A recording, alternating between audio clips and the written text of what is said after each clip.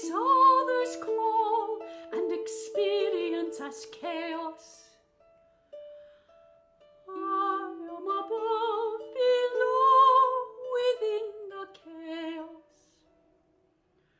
I am the darkness.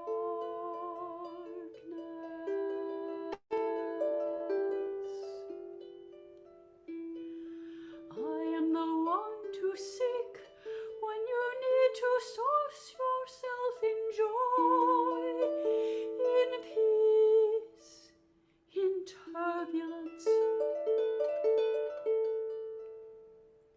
But beyond, way beyond the normal experience of darkness, I invite you into the darkness, beyond, before, and after time.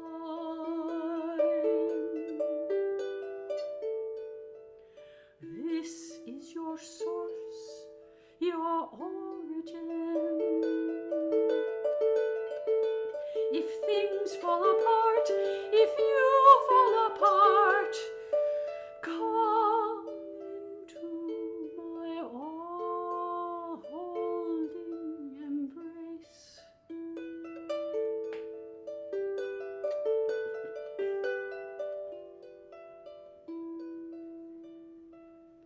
I am the energy that shapes and holds universes together. Can I do any less for you?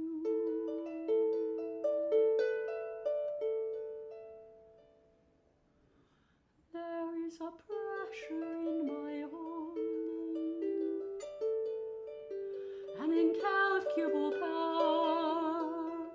So after a time of rest, you may begin to feel the pressure of new birth. Persistent, insistent, I who shape galaxies do not hesitate to shape you.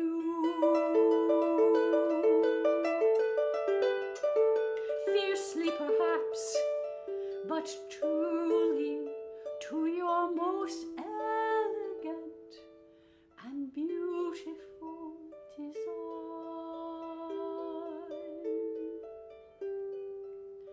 Your design, like the galaxy, is glorious to behold.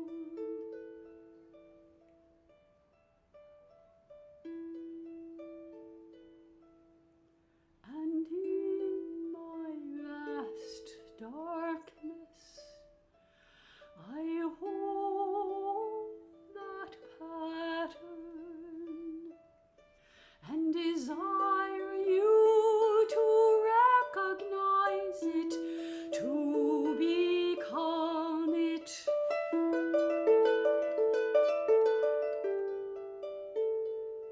You will not fly apart, though it may feel like it.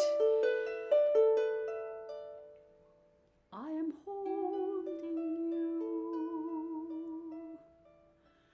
and I am holding your becoming.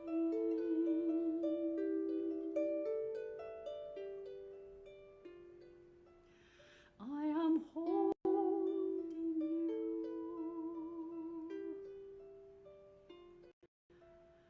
and I am holding your becoming.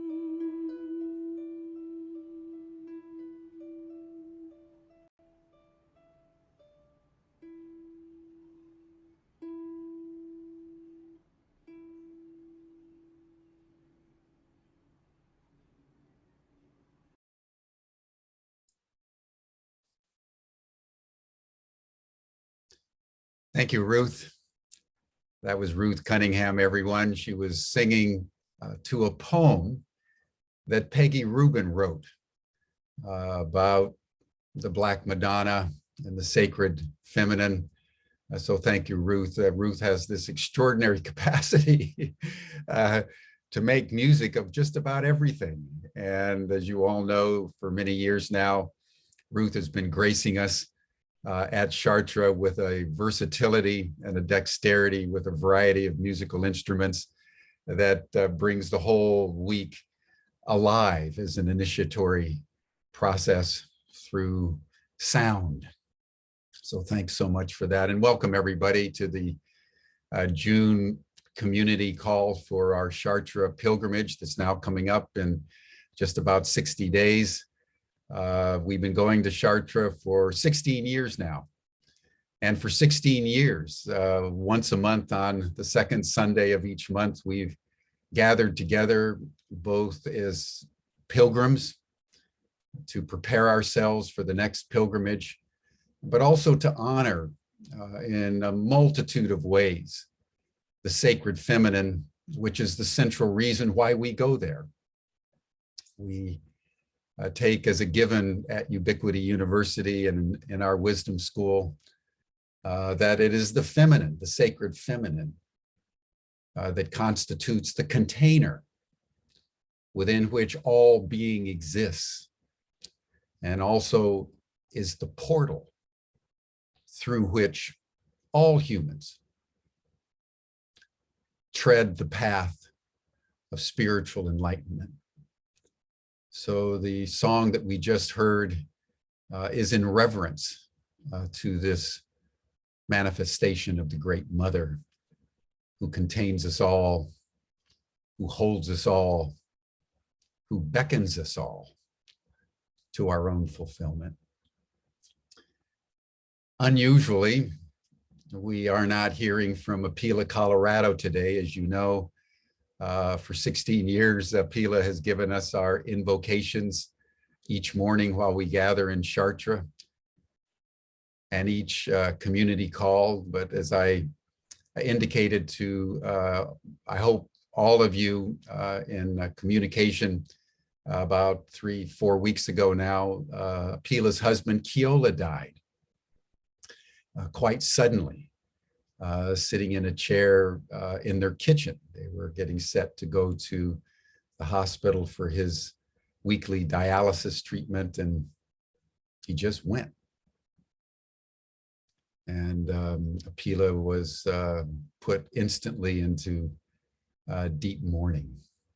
She went with several people to the caves of the Dordogne, which, as you know, all of you who know Apila, is her sacred connector to the planet, the caves of Dordogne, where the most ancient cave paintings of human beings are found at Lascaux, going back 30, 40, 50,000 years. And to go into those caves at a time of loss is where she decided she needed to be. So we want to send love to Apila. We want to welcome all of you to this preparatory call. We hope that all of you will plan to come to Chartres with us.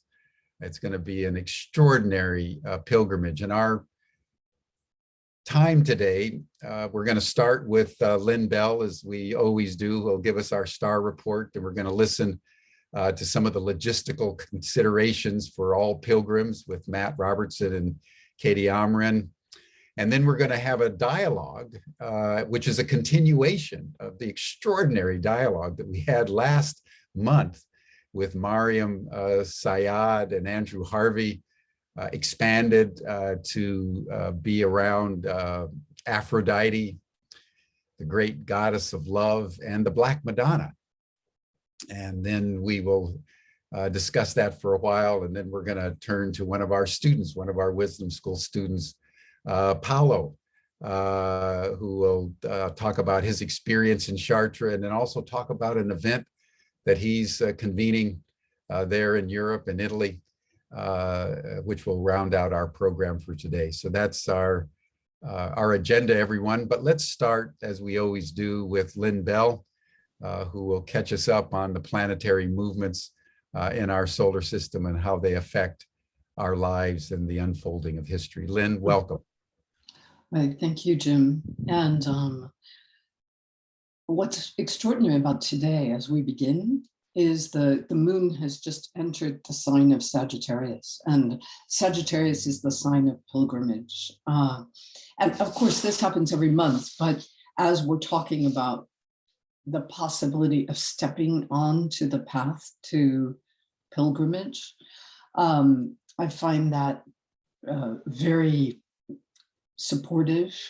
The moon is going to trine Jupiter, which is even more supportive. There's this great opening of faith in the world. And I just came back from a trip to the US where I was at a conference with 500 people.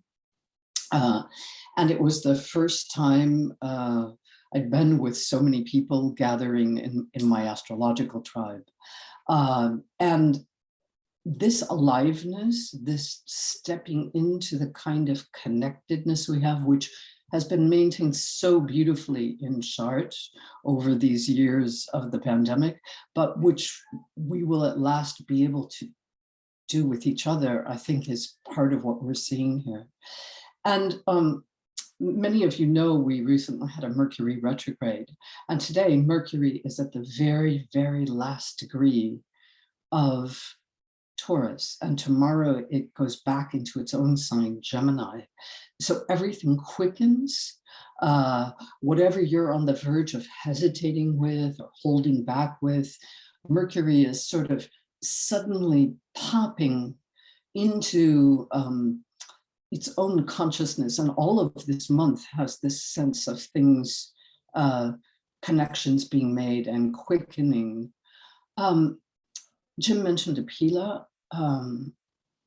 and I had the privilege of knowing Apila's husband, who was an extraordinary man, who had genius in his hands and in his heart.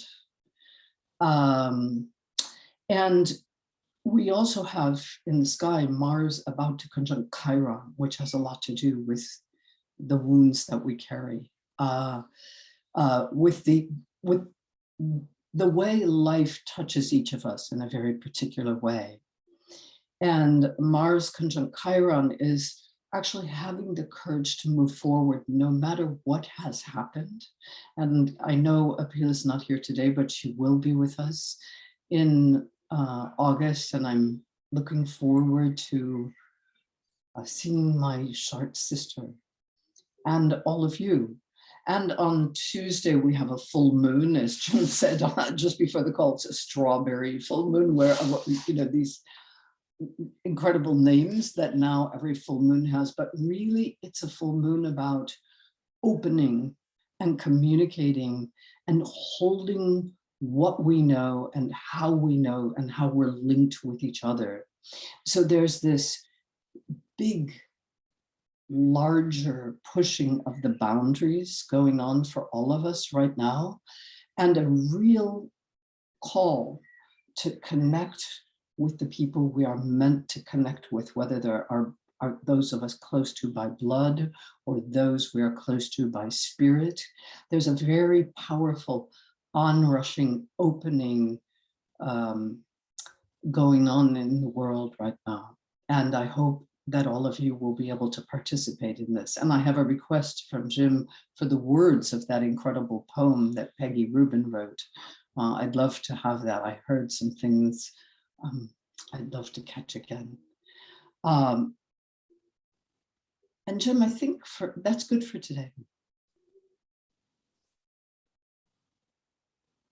Thank you, Lynn.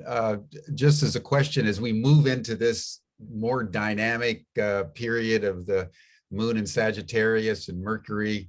Well, Jupiter and Mars are in Aries too. So this fiery. Is there a particularly auspicious day in the month of June that you would want to know? There is. Let me get you that. There's a couple of really particularly, well, as I said, tomorrow Mercury enters Gemini, and that's like a green light for many things that we're doing. And Then there's a day that Mercury will sextile Jupiter, which is the 20th. It's probably one of the most positive days in the month. It's almost this sense of forward movement. And then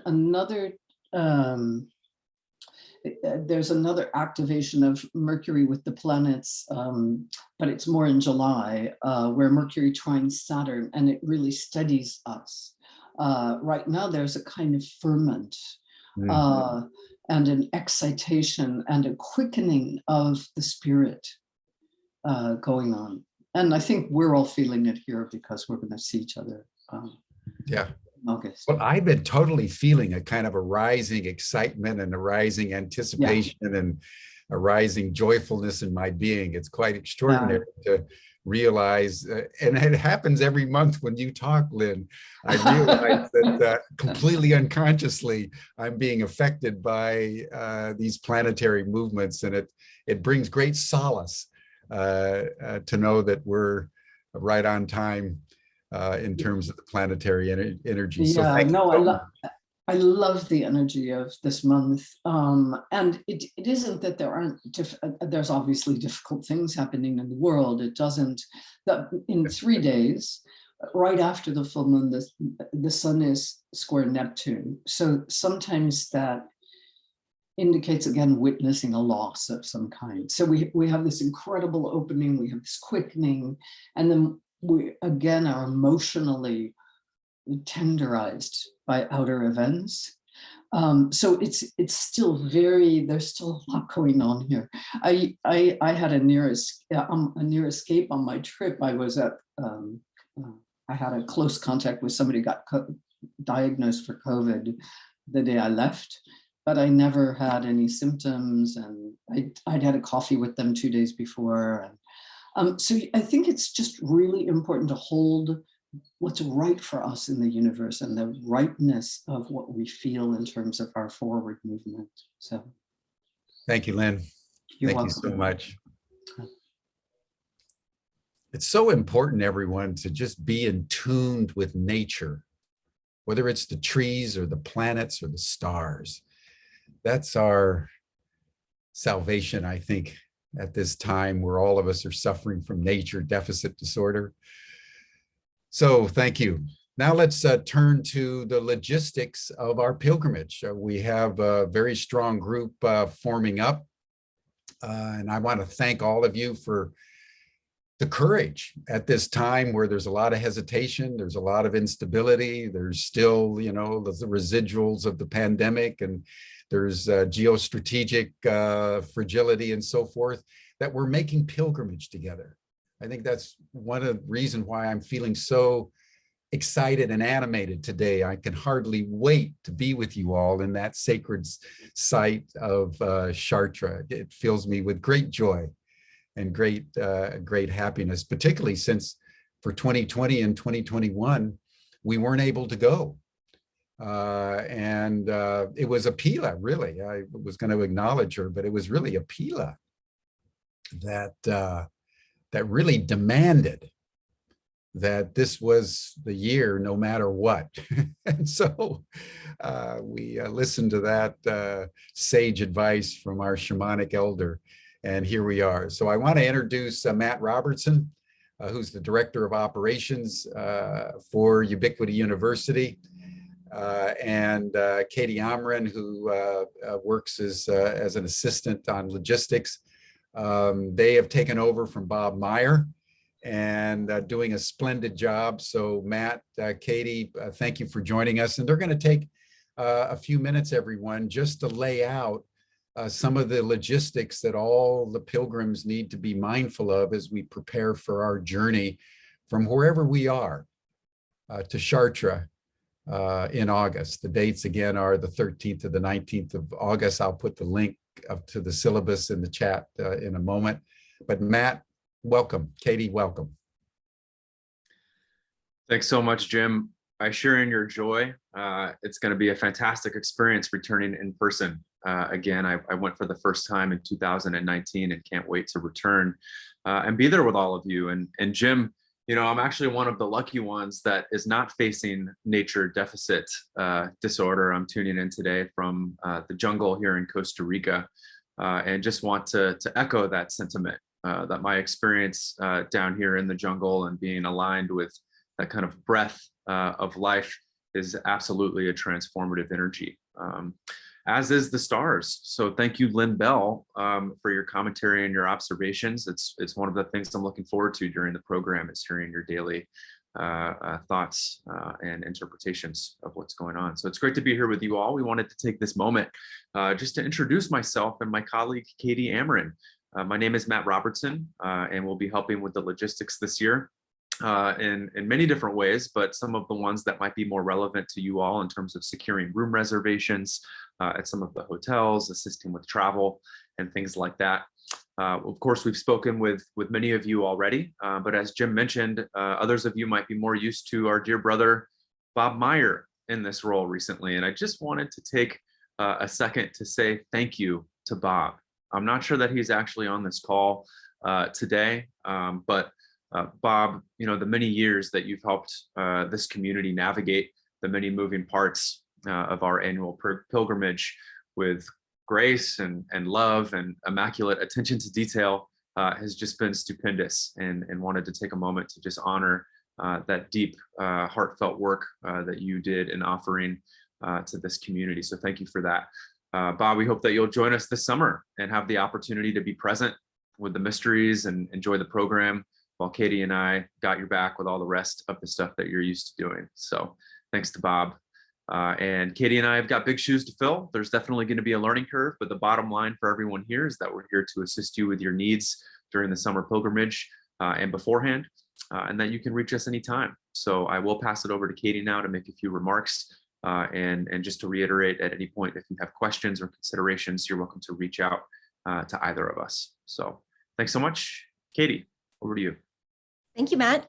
I'm super excited to be here. I met Jim at a Dr. Joe Dispenza retreat, and shortly after that started supporting Ubiquity in several different areas. And I am looking forward to joining you all in Chartres for my very first pilgrimage. I will be sending out an email notification to each of you regarding housing reservations and travel assistance. Please know this is coming very soon. But in the meantime, please feel free to reach me if you have any questions, logistical questions, and I will be sure to put my email in the chat so you all know how to reach me. Thanks so much. I really look forward to seeing you all this summer.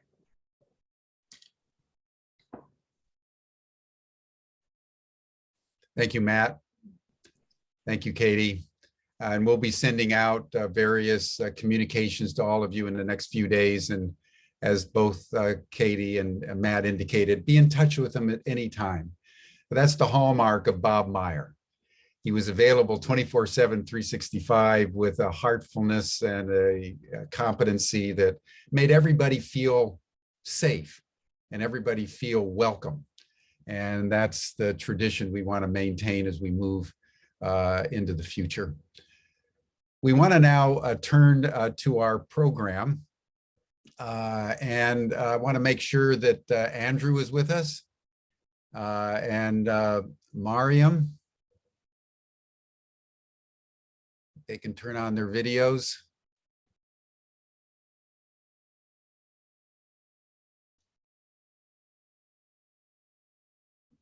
Did Andrew come through?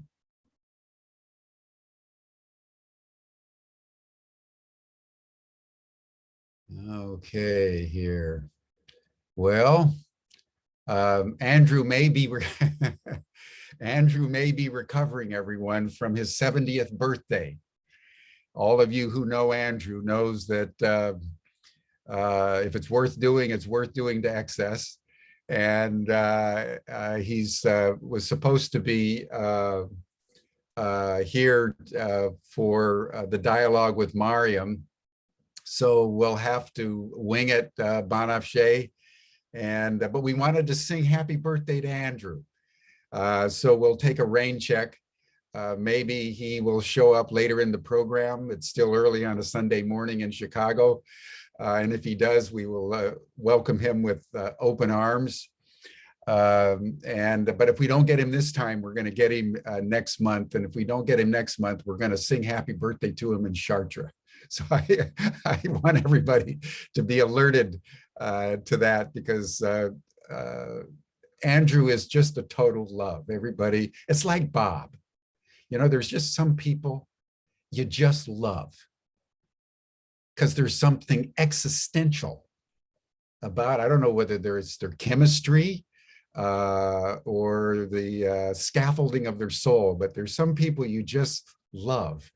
And Bob Meyer was one of those people, and so is Andrew Harvey. So I just wanted to note that. So let's begin by framing. And Banafsheh, I'd like to have you help me with this, with Maryam in our conversation today.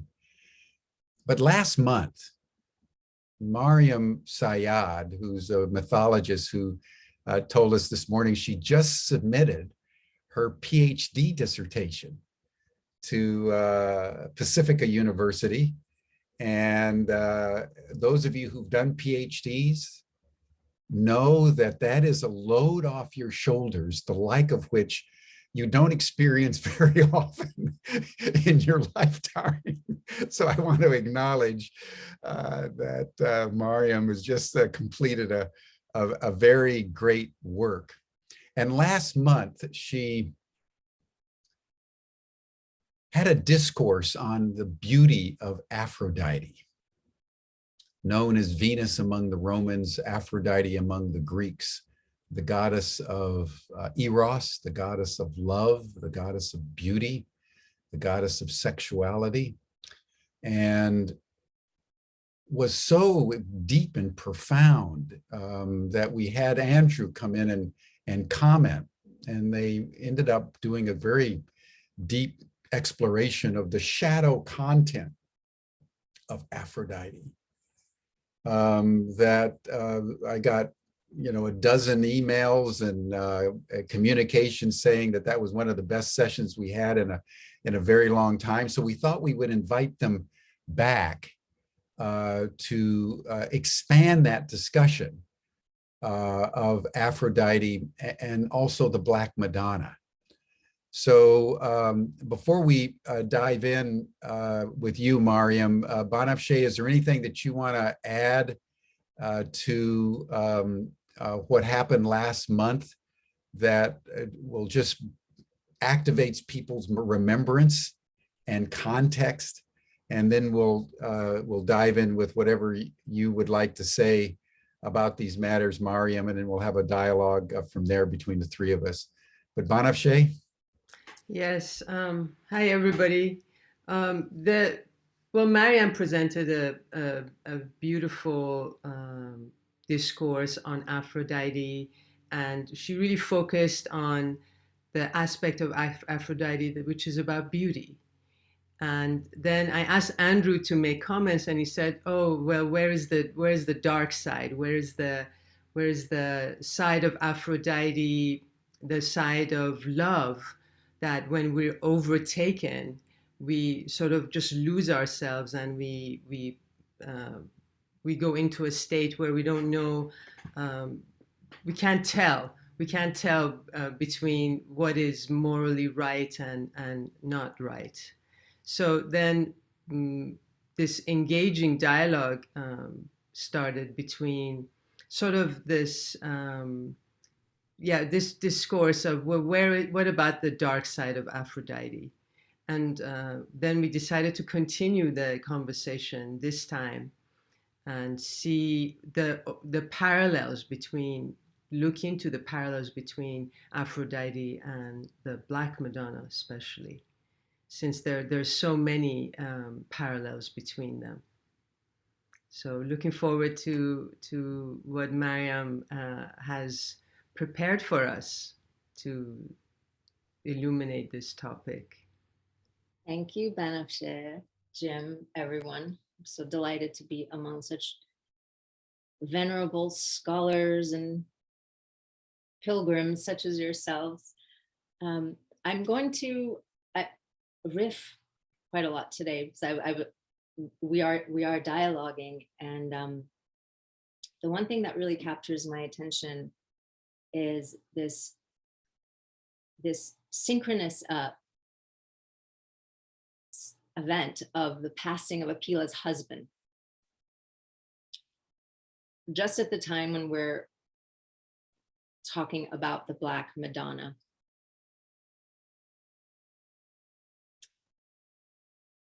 Because what we're actually witnessing is a woman who is grieving the loss of her beloved.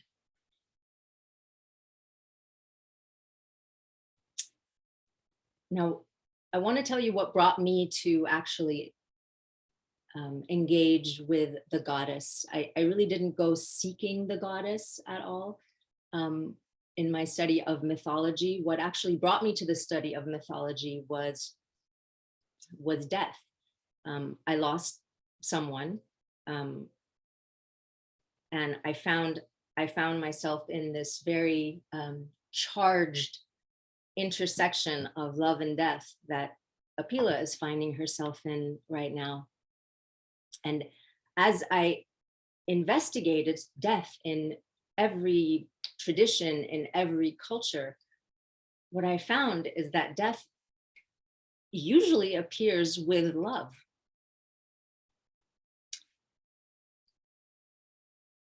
And I think right away that makes us understand immediately, just in that reality of our lives, the connection between Aphrodite and Black Madonna right away. I mean, it's right there before us.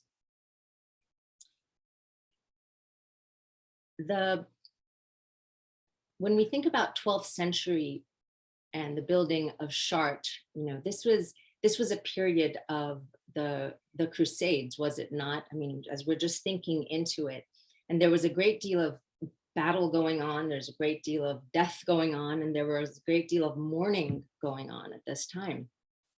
So it's not surprising that the human consciousness, that the mythological consciousness would bring in this image of consolation around death, which is Anne Baring and Jules Cashford tell us that when the human psyche is confronted with death, it tends to look for an image of consolation, and it finds that image of consolation in the mother. So for me, it seems, if we just look at the Black Madonna as the death aspect, the death wielder aspect of the goddess, and at the same time, the receiver in death. So the one who wields it is also the one who takes you in and comforts you. The one who wields it transforms. The one who wields it heals. And the one who wields it holds you. And as Ruth said, my God, Peggy's poem is like all we really need, is I will hold you in this becoming. And that holding is something that the Black Madonna does, not just for the one who has passed and is now transforming and transmuting in this transformative soil of the earth, but this mother is now also going to hold the one who grieves.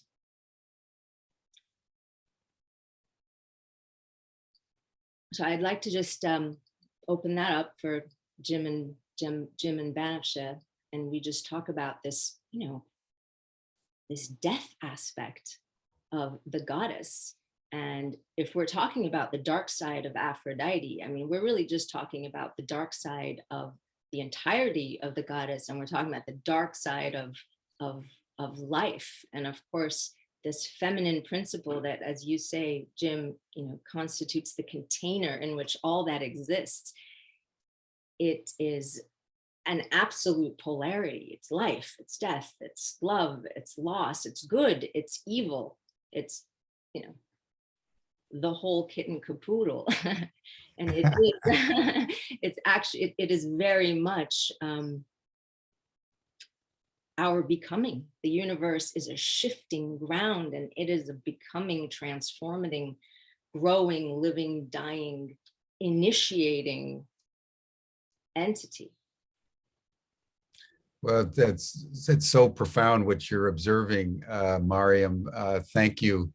And Amy Blumenshine just put something in the chat that exemplifies this so powerfully, is that the last words of George Floyd before he died were for his mother. And that may have been why that death, of his asphyxiation back in May of 2020 reverberated all around the world and continues to the present day, because it was so archetypally pure in its essence, that at the heart of death is the cry for the mother. And George Floyd did that on behalf of us all. So that's a very profound notion. So thank you, Amy, for bringing that in. And I know Lynn Bell also said that she would like to come in and make a comment. And then the rest of you, anything you would like to bring in, say something in the chat, and we'll try to work in that particular question or comment. Banafsheh, do you have any additional words? I see Andrew is here.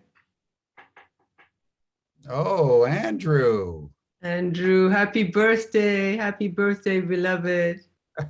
How lovely to be with you, my friends. I actually fell asleep because I've been enjoying myself so much on my 70th birthday celebrations that time has... We had a feeling. We had a feeling. I did. But I wanted to say, God, Miriam, what a gorgeous plunge you took us on. What a wonderful opening up of the terror of Aphrodite. And how essential it is to remember that terror, because she is a goddess with the full powers of the light and the full powers of the dark, because she is Eros in its devastating and in its transfiguring aspects. And the way in which you paired her with the Black Madonna is a very crucial clue to the new divine feminine force that's entering now to transfigure us in our death throes. It's both the Black Madonna and Aphrodite dancing together in immense, embodying, ecstatic, terrible, amazing power. So thank you. That's what I heard. That's what I heard from the depths of what you were saying.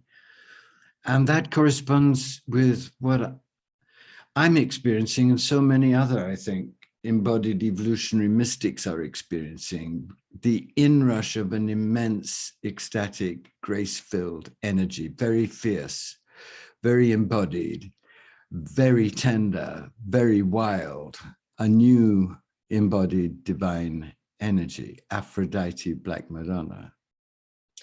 Wow, Andrew always comes in to really just energize and eroticize the discussion, doesn't he? Wonderful. Well, it's so important now, because if we don't connect with this power as fully and richly and wildly as we can, how will we be strong enough to negotiate the absolutely convulsive horrors of the global dark night birth canal process? We have to get aligned with this energy to be able to endure the necessary price for a new humanity. Well, death is difficult. Underworld passages are very difficult. I mean, we have this very comfortable metaphor for the underworld passage, but it's really where there's a depression and degradation and horrors, all kinds of horrors are there. Yes. I would like to just draw attention to this another similarity between an actual,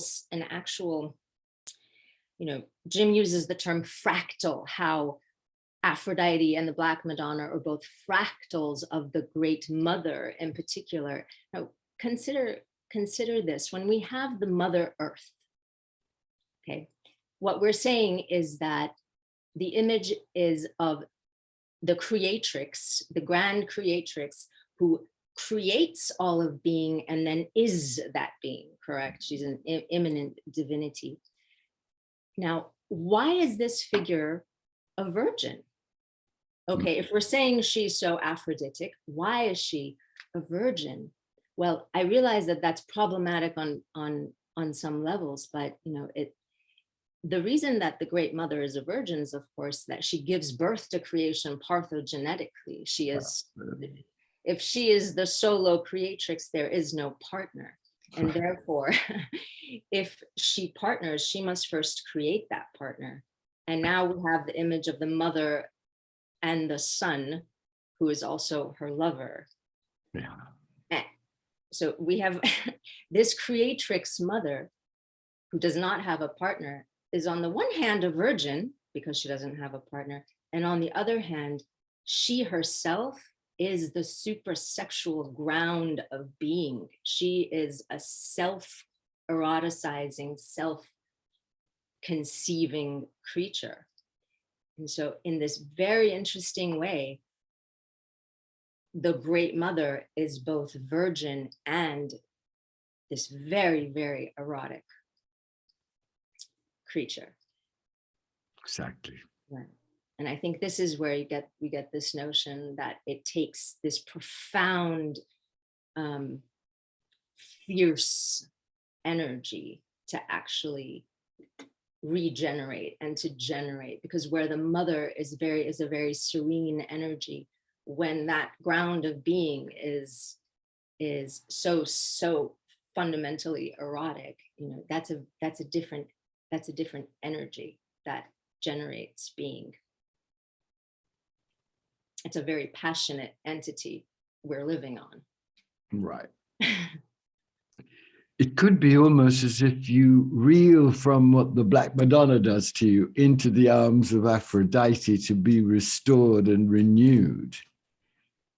And that when that restoration and renewal is becoming complacent at the edges, it gets the next spear treatment from the Black Madonna. And you reel between the two, being initiated by both of them together, because you realize that what Aphrodite is bringing is the golden strength for a massive human transfiguration process, a massive new infusion of divine love, eros, on every level, cellularly also. So it's an amazing conjunction, isn't it? It liberates all kinds of new paradoxical fusions of power in the mother and stretches us about as far as we can go, because the truth of the Black Madonna is repellent to us in its absolute negating majesty. And the truth of Aphrodite is, if we admit it, repellent to us because of the unspeakable force of Eros that rules, that is a god, that isn't something that we can approach except on bended knee, aware of the immense power of destruction as well as creation that there is in true naked Eros. Amazing, isn't it? It is. And I think you're also pointing at an important aspect of the Black Madonna as well, which is so much of it is hidden. Like so much of life is actually hidden and unconscious and connected at another level. But she is the ultimately hidden, because she is what the Surah in the Quran says: the keys to the mystery are hidden in the hands of the unseen. The Black Madonna is literally the unseen, the unseeable, the unknowable, the ultimate mystery that can never be known or revealed. Because that's the ultimate power and the ultimate tenderness and the ultimate creativity all come from that hidden, unseen, naked Godhead that she is, and beyond Godhead. Whatever gives birth to the Godhead, that's who she is. Andrew, how do you work with what psychology does to these ideas? You know, how do I don't give a fuck what psychology does to these ideas. I have to tell you, I just think that psychological tinkering in this kind of area, which is only explorable by mystical intelligence, is so much fantasy. The great wisdom keepers are the Jungians, the few Jungians who have not become Jungians, who do serious practice and have had a serious spiritual initiation. But without a serious mystical opening, you cannot hope to comprehend or let alone begin to these energies and how enormously transformatory they are. So psychology itself won't help. What you need is a marriage of psychology with mystical perception and the stage and the knowledge of the stages of mystical perception. And you need a new kind of shadow work, which is the shadow work of the Black Madonna, because the problem with all shadow work at the moment is that it's being done from the very consciousness that's contaminated by the shadows. So it's the shadowed consciousness gazing at the shadows. And when by chance it stumbles across something that is awful, it feels so dreadful, it runs into panic or denial or woundology or crazy stuff. So the only way in which you can confront the shadow, the truth of the Black Madonna's power, the ultimate shadow, is through cultivating your ultimate light and resting in that to give you the strength to be able to stand what you need to discover when you see who that part of you really is. That's a different kind of shadow work that requires mystical opening and resting in mystical consciousness so as to be able to heal from that level, that blessed level, the karmic and trauma wounds of the human incarnation. That's what's being offered us at this moment. It's a new kind of therapy. It's an ancient therapy, but it's a new therapy. So much is coming in through this conjunction of Aphrodite and the Black Madonna. Well, what you're talking about right now is, you know, it's really the stuff of initiation. Yes. We're talking about the stuff of initiation and mysteries, which always involved an upper world goddess and a lower world goddess. And in this image of the two Madonnas, and I think that is the important image, is not just the Black Madonna, it's that they are together in one space. We have the upper mother and the lower mother. Well, it's clear where they are together, isn't it? It's clear that they've got an agenda, a manifesto of unspeakably gorgeous regeneration. They have an agenda. They have an agenda of gorgeous revelation, life as totally sacred and erotic in the highest, sublimest sense, because Eros, the ultimate gift of Eros, is not even the highest sexual ecstasy. It's the co-participation in the life of God, in the tenderness of the life of God, in the ecstatic clarity of the manifestation as it appears in the light. That's the ultimate Eros. But how much self-acceptance does that actually require, Andrew? I mean, well, that's why Aphrodite comes in, because she's going to liberate us from all this sex hatred and body hatred and contaminating separation of body and mind and heart and animal and divine, and give us back our divine animal, our divine lover. Yeah. Thank you. The full Eros, up and down the spine, all together, one divine, human, ecstatic, tender, humble being born into a new incarnation on this earth. That's the Aphrodite Black Madonna plan, it seems to me. Lynn wants to make a comment. Lynn. I just, well, hi Andrew, happy birthday.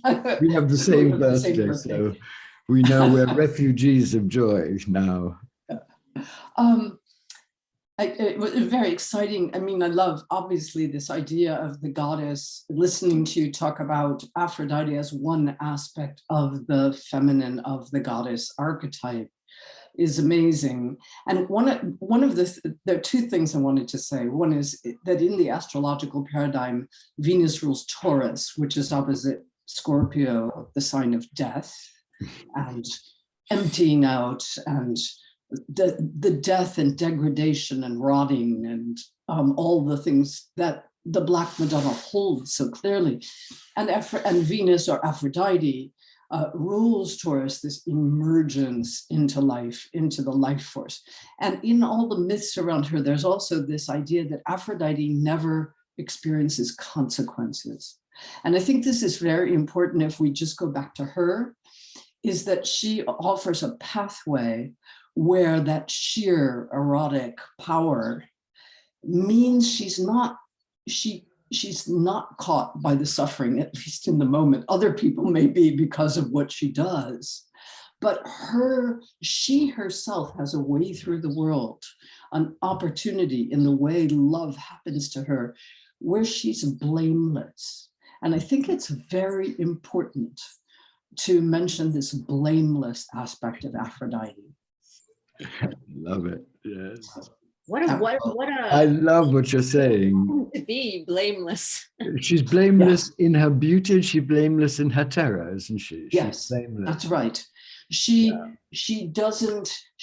punished. She doesn't experience consequence for the terrifying events she loses on the world. Well, just as in the great myth, this extraordinary myth of Helen of Troy, because, as you know, Euripides wrote a play called Helen in Egypt, and the myth was that only a phantom of Helen was at Troy. The real Helen was kept in a golden palace by Aphrodite herself in Egypt, endless and legendary, and would never be contaminated by death and horror. So there you have, in that wild retelling of the myth, the blamelessness of Aphrodite.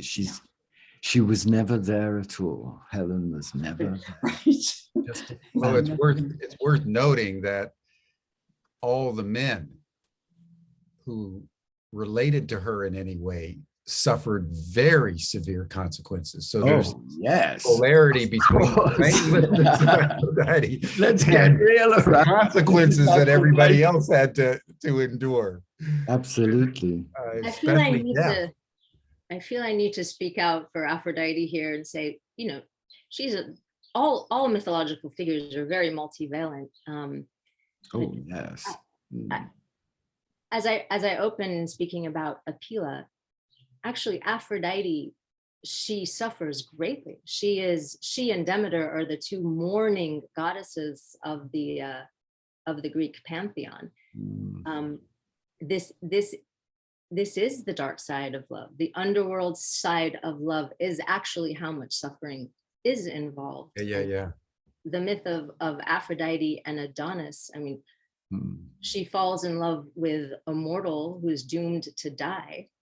And in Ovid's telling, he's actually taking revenge on her by making her fall in love with a mortal who is doomed to die. So she's betrayed as well as darkened. She's betrayed as well as, yes. So there are different aspects, and certainly loss is the punishment of Aphrodite, that kind of suffering. What darling Apila is going through right now is very much the underworld. And the misery that people go through for love. Let's face it, love is for many people most of the time an absolutely miserable experience of longing and need and hunger and insatiable yearning for revelation and God knows what else. That's Aphrodite too, isn't it? That's her lash, that's her bitter fury, that's what comes from being expelled by her decree from her garden. That coexists with that's how she evolves us. That's how she evolves us. Exactly. Ah, wow. What a wonderful point. So it's like the dark aspect, the hidden aspect The underworld aspect of the archetype is precisely that place that thing that will transmute, that will initiate. The ferocity makes you ready for the goal. The lashing makes you ready for the receptivity. To be truly a lover, Yes. to love through all of it, the pain and the glory. And the boredom. Don't forget the boredom.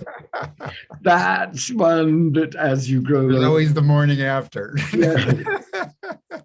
No, I think that it's all her, and that's what's so amazing about her when you contemplate this image that you're presenting to us. But I think one of the ways we hear her is through the great women poets. And I brought a poem that I've loved for a long time, which is a poem written by a ferocious, brilliant, nakedly intelligent spinster in the 20th century who happened to be one of the greatest living English poets. She was a recluse, she was a mystic, and she suffered horribly from Aphrodite and wrote absolutely searing understandings of this agony, this misery in the core of life. And this has long been one of my favorite poems. It's called Infelice, and it's really terrible. It's a terrifying poem about love. If I can, I'll read Dido's farewell to Aeneas, even more appropriate. And remember the story. Remember a woman who was a queen and who met a sailor who'd been blown ashore, who turned out to be Aeneas, who turned out to absolutely slay her heart. Aphrodite's son. Aphrodite's son. And then he has to abandon her. And she dies of heartbreak. She kills herself in this way. And she speaks.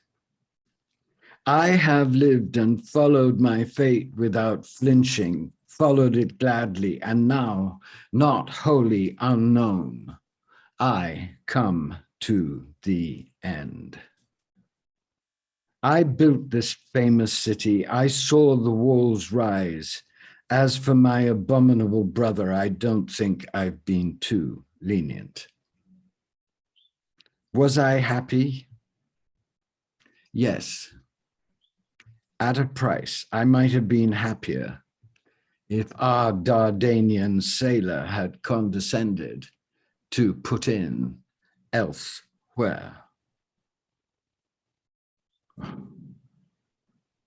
Now she fell silent, turning her face to the pillow, then getting up quickly, the dagger in her hand. I die unavenged, she cried, but I die as I choose. Come, death, you know you must come when you're called, although you're a god. And this way, I call you. That's a voice and a person who has been burnt alive by Aphrodite and also transfigured by that terrible burning into someone who commands an impossible fate with impossible courage. So the horror of that transformation is in that astonishing poem, it seems to me. Wow. Does that ring true to you? What really strikes out for me is this notion that she cannot call to love. You know, she cannot ask love to come back, but she can call to death. Call to death. Mm. That's the Black Madonna's mercy, isn't it? Yes, she cannot call to love, but she can call to death. That's an extraordinary statement. That's what happens to those who are burnt alive by Aphrodite. That's what happens. She crucifies them in their tenderest place, their adoration, their need to love and be loved. That's her divine sadism.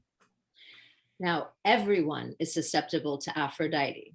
Everyone is susceptible to Aphrodite except for the virgin goddesses. Yes. And now we find ourselves back to the virgins. And I want to read you a particular understanding of virgin. It's a moving completely away from the deep suffering and the agony and the ecstasy of the poem that you just read us, Andrew, and contrasting this notion of virginity with that notion of Aphrodite.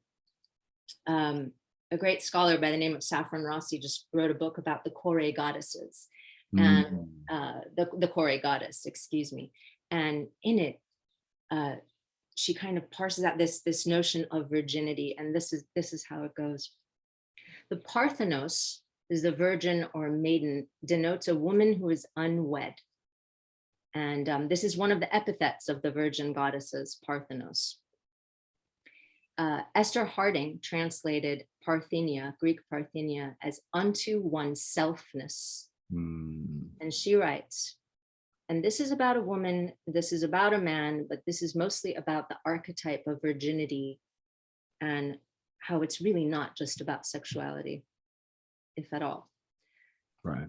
The person who is psychologically virgin, Harding writes, is one in her or himself and does what she or he does, not because of any desire to please, not to be liked or to be approved, even by herself.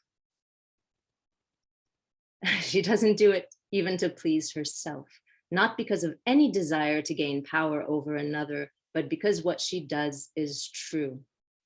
Wow. That is to say, the woman who is virgin does not please even herself in the ego sense, for what she does is authentic to a deeper sense of self. So beautiful. Mary, do unto me according to thy will. Yes, there's this incredible receptivity, but receptivity to what? Receptivity for the whole of the inner world, for the whole of that hidden world of soul, deep down, as well as spirit up above.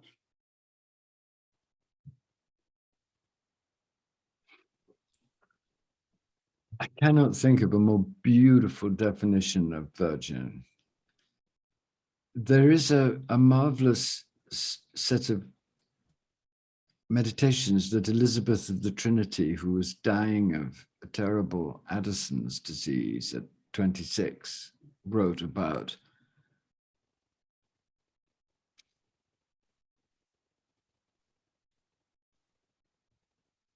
What she called the virginisation de l'âme, the making virgin of the soul.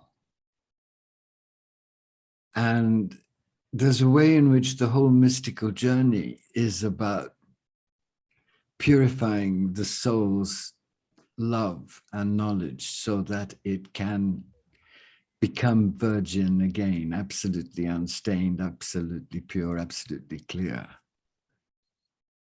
And the birth of divine consciousness is very much a virgin birth because it's utterly new. Nothing prepares anyone for it. So in those deepest senses, that's who the virgin is, isn't it? All of that. That's la Virgen. That's why she is omnipotent. She's ruling. She's the total goddess for those who know her, really, like the Mexican women at the Toma. Comes back to the notion of the goddess of the universe, of the one, all of it being ultimately self-generating. Exactly. You know, and I think, Andrew, this underscores the point that you were making earlier. To approach even the beginnings of a comprehension of what you both are saying requires exclusively a mystical intelligence. You can only grasp this by an intelligence that is not of this world. It's not approachable by conventional Enlightenment rationality. It can only be approached by a depth of being that can say, not my will, but thine be done. Yes. It's an extraordinary thing, everyone, that when one thinks of pilgrimage, one thinks of how we deeply understand what we're bearing witness to right now. It's not something you can approach through the rational mind. It only can be approached through the submission of the heart. And as you say, also, Maryam, I think it's important to underscore mystical intelligence is an initiation. Yes. By its very definition, it's not a rational, logical, empirically based understanding. It's an initiatory process of surrender to a greater truth and a greater unknowing. Does that make sense? It Totally. does. And it's written into the design of this universe. Yeah. And it's our only hope at this moment. We must cultivate it with everything we possibly can, because any other form of intelligence meeting this set of global problems will be catastrophically hobbled. They cannot work. This mystical intelligence you're talking about is the key to human possibility at this moment. And we all need to dive into it in whatever way is most natural to us and most inspiring for us. I really want to thank you both. This has been extraordinary. Mario, Andrew, what you've delivered over the last 2 months, the 2 community calls, has been among the most profound that we've ever had, because I think you've touched the hem of the garment of the mysteries and made compelling another way of knowing, to understand the most intimate thing that we do know, but yet, because of our conventionalities, can't grasp. Are scared of grasping too. And I this just is want to say, can I just say, Miriam, I thought you were so great. I loved listening to you. You really helped us so profoundly by the level you set. It was such a wonderful, loving challenge to come in with you in full grandeur. Lovely to be with you and see you and receive from you. And I know I'm saying this for everybody. No, Andrew, you're always in your full grandeur. This is what you get from now on. even when he oversleeps, he comes in his full grandeur. No, because I'm with my beloved friends, and this is such a thrilling moment to think and feel along these lines together. What a wonderful group of people to do that with. What a thrilling. All my friends out there, happy everything. God bless you. God bless you. Thank you, Andrew. Thank you, Maryam. And this underscores the importance of making pilgrimage together, because when you go to Chartres, you're going into an intelligence not your own. That's true. You can only submit. So thank you all. Banafsheh, do you want to round us out and tee up Paolo as we bring this call to a close? Yeah, thank you so much, Maryam, Andrew, for your wisdom. You really illuminated so much for us. Although everything is still in mystery, you've managed to illuminate and honor the mystery at the same time. So thank you.